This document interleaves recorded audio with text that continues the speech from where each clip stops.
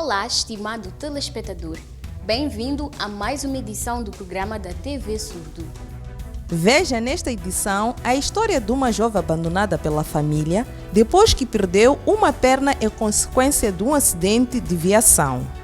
Acompanhe também a emocionante história de superação de duas raparigas que enfrentaram todas as barreiras e lutam pelos seus sonhos.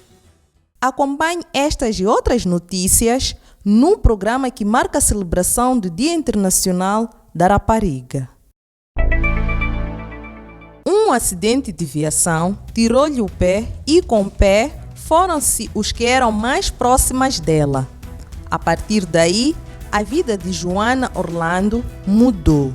Veja na peça a seguir a emocionante história desta jovem.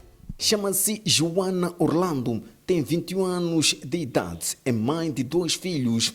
Em janeiro do ano em curso, sofreu um acidente que lhe deixou sem um dos membros inferiores.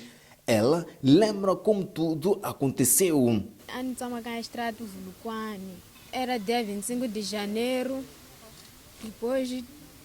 Eu estava a atravessar a estrada num vulcano, no dia 25 de janeiro. Atravessei a primeira faixa. Quando estava na segunda, não sei como aconteceu. Só dei por mim, estava estatelada. Fiquei admirada quando percebi que já não tinha uma perna. Percebi que já não tinha uma perna quando ainda estava estatelada na estrada, mas confirmei no hospital. O motoqueiro Fernando Jorge lembra com tristeza os momentos após o acidente que esteve envolvido com Joana.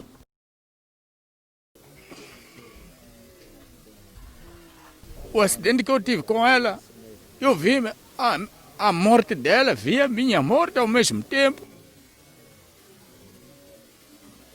Até hoje, não consigo detalhar como é que foi.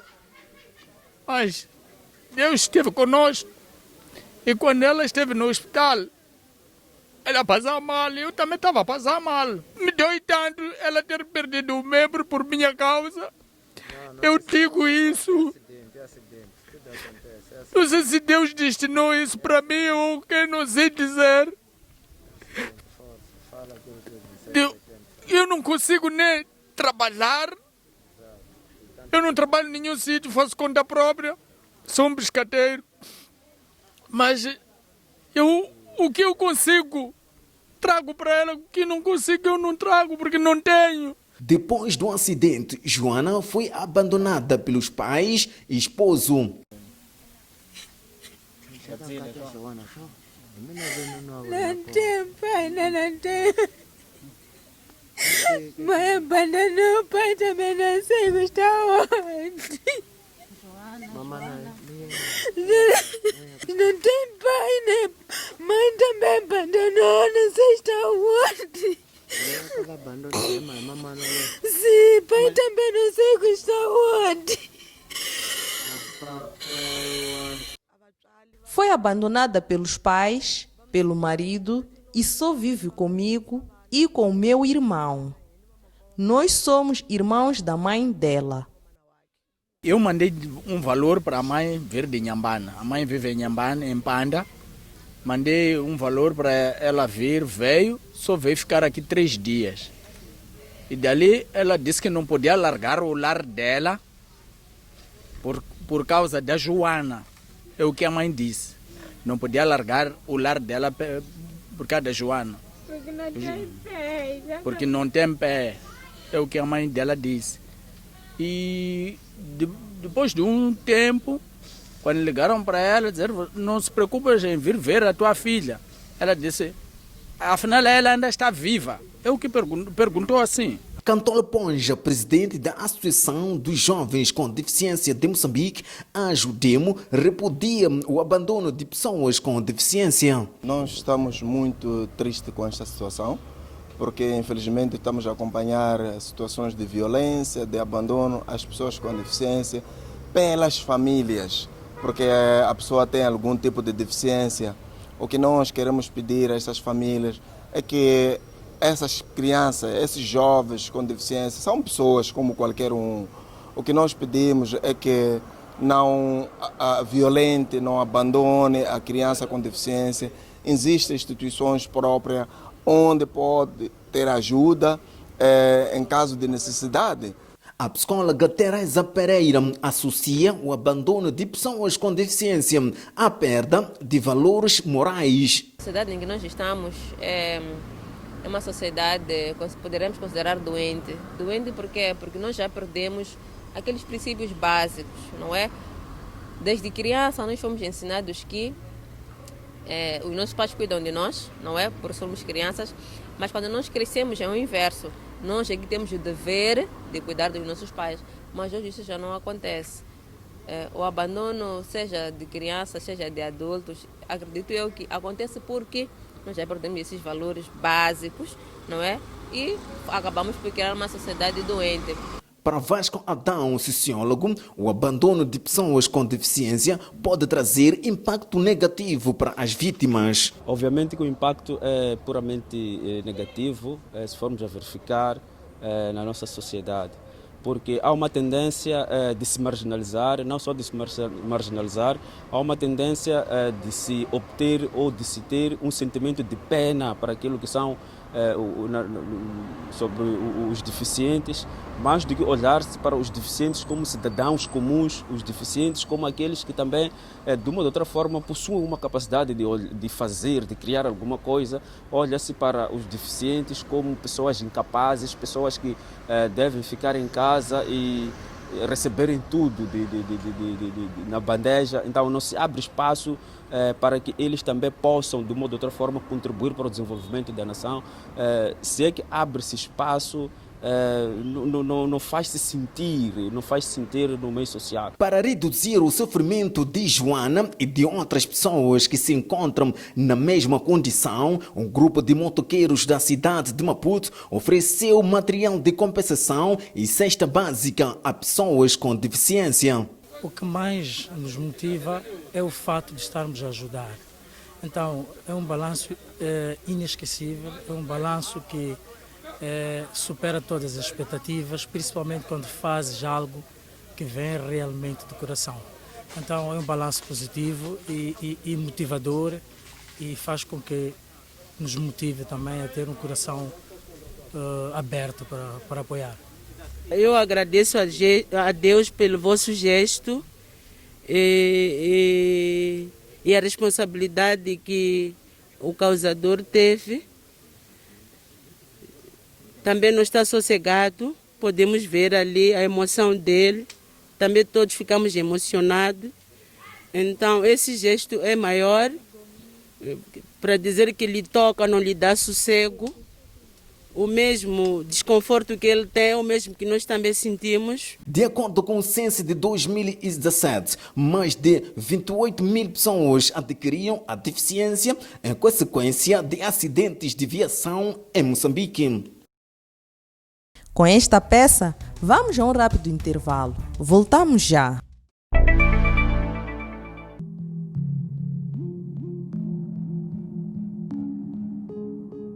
O nosso transporte público é um serviço essencial onde mais de 300 mil pessoas por dia têm contacto e podem correr o risco de contrair o novo coronavírus.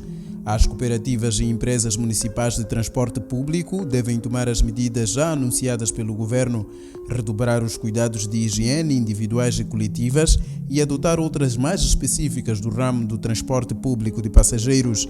Como medida geral, todos devem ter presente as regras básicas de higiene pessoal e coletiva, que incluem lavar as mãos na paragem ou terminal ou usar desinfetante para as mãos, cobrir a boca e o nariz com o braço dobrado em forma de V quando tossir ou expirar, ou usar toalhas de papel ou lenços individuais, evitar contactos entre pessoas, evitar tocar na cara sem lavar as mãos, viajar somente se necessário, usar sempre máscara na paragem e nos transportes públicos.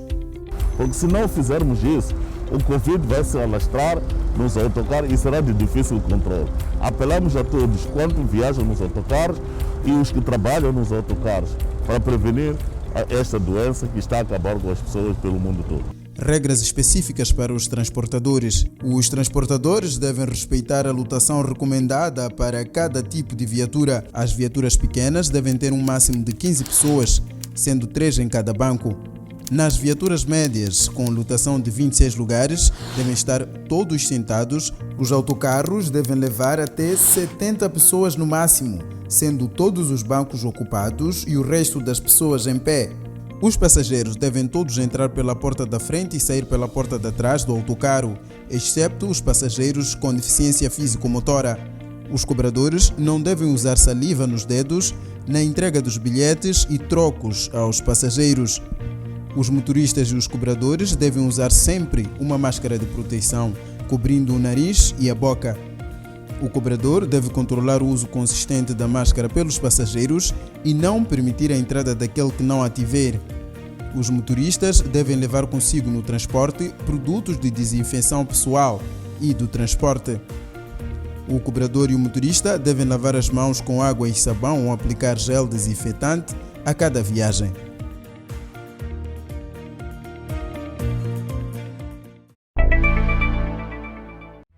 Olá, estamos de volta ao programa da TV Surdo. Celebra-se a 11 de outubro o Dia Internacional da Rapariga. Para marcar a data, a TV Surdo traz mais uma peça de reportagem feita com mulheres que inspiram outras mulheres. Elas ultrapassaram todas as barreiras impostas pela deficiência e lutam pelo seu lugar na sociedade.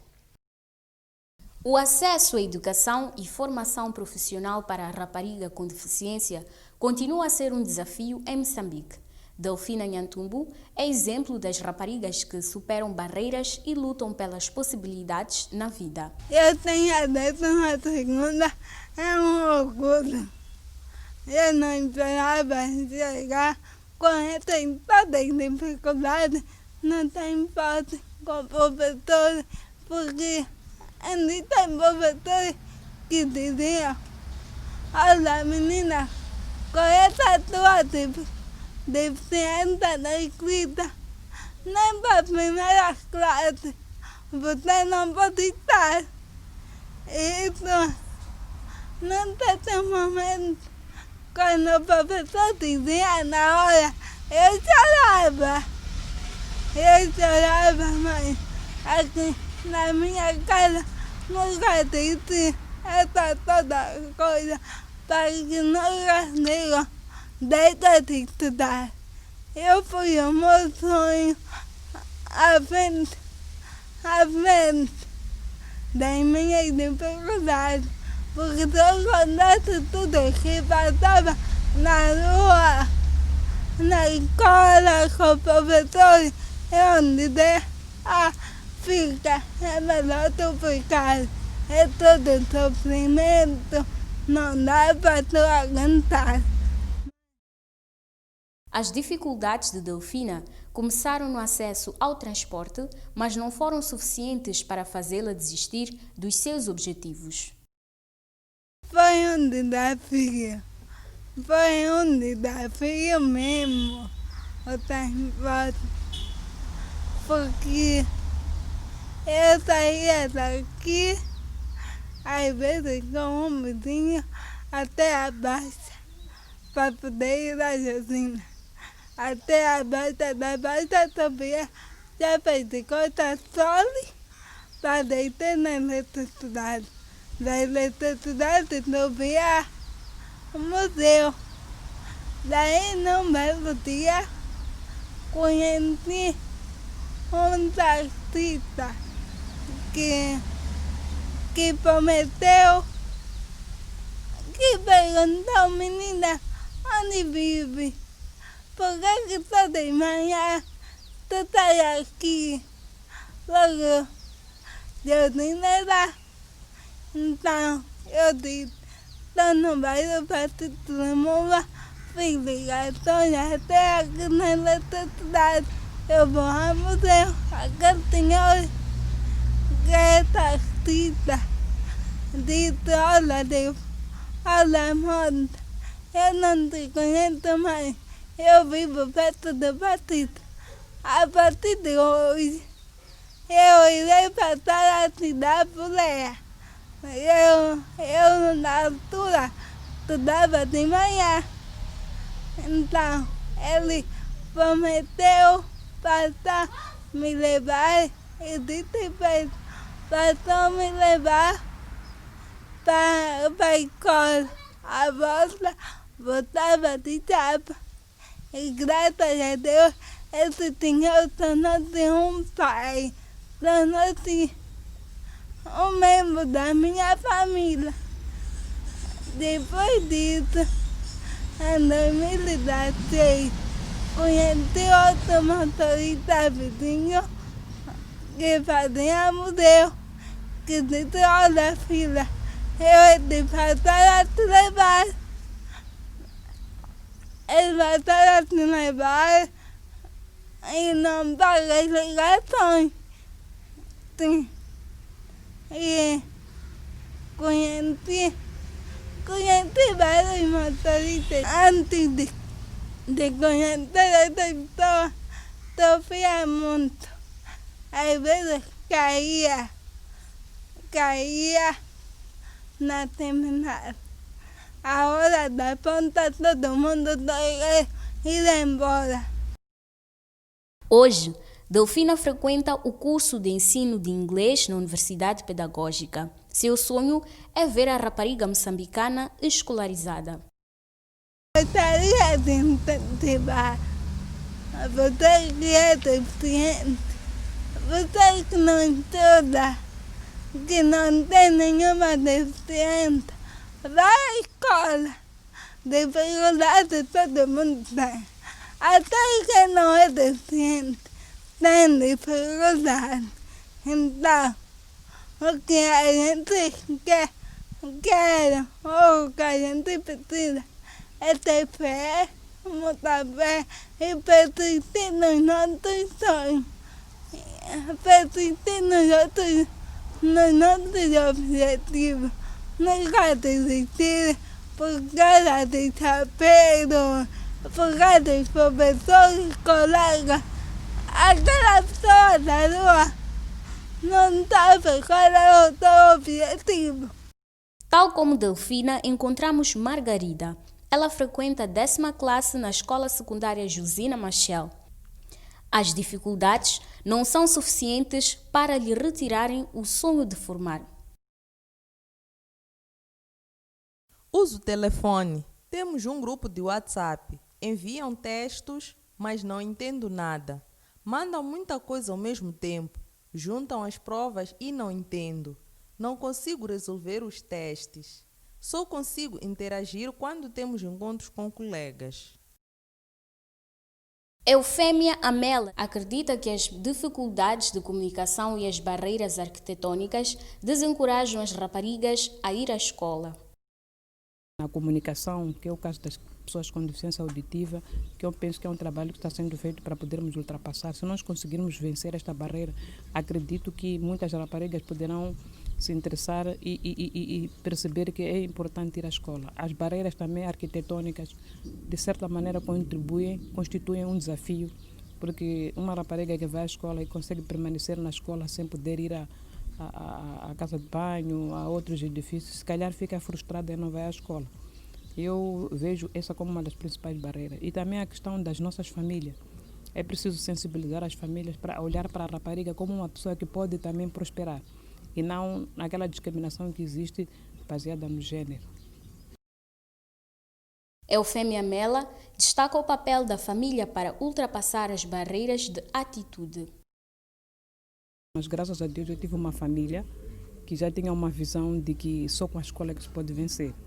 E eu também, eu acho que um pouco de força de vontade.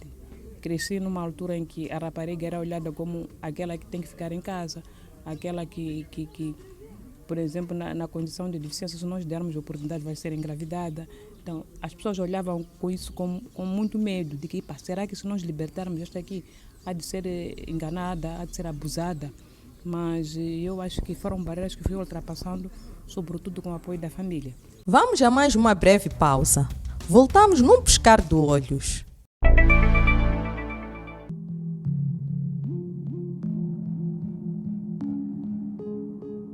Os passageiros com deficiência podem precisar de apoio adicional para entrar e sair da viatura. Para apoiar um passageiro com deficiência, o cobrador ou outra pessoa de apoio devem primeiro perguntar se o mesmo precisa de apoio. Só depois, em caso de resposta positiva, seguir os seguintes métodos: passageiros com deficiência física motora. Desinfetar todas as zonas de apoio da cadeira de rodas, canadiana ou outro meio de compensação do passageiro. O apoiante e o passageiro devem desinfectar as mãos. Ambos devem usar máscara de proteção enquanto todo o processo de apoio acontece. Ao passageiro com deficiência visual, após perguntar se necessita de ajuda e desinfetar as mãos, evite apoiá-lo pelas mãos. Direcione-o ao seu lugar, tocando-o pelo ombro ou segurando o seu antebraço. Para os passageiros com deficiência auditiva, cole no transporte público um cartaz com linguagem clara que indica todo o processo de desinfecção e segurança.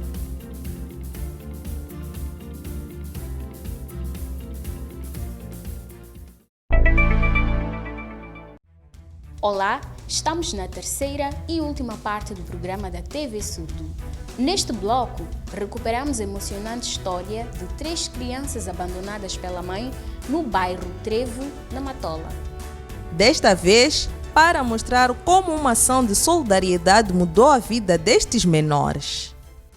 Passa 7 meses depois da TV Surdo ter reportado o sofrimento de 3 crianças, uma delas com deficiência, no bairro Trevo, município da Matola. E depois da reportagem houve, neste caso, na campanha de angariação de apoio para estas crianças, em cooperação com a Associação Luana Semeia Sorrisos. Veja a seguir as imagens do antes, termos reportado no sofrimento das crianças e depois de terem recebido as doações de pessoas de boa vontade. É isso que trazemos hoje no espaço de entrevista no programa da TV Surdo.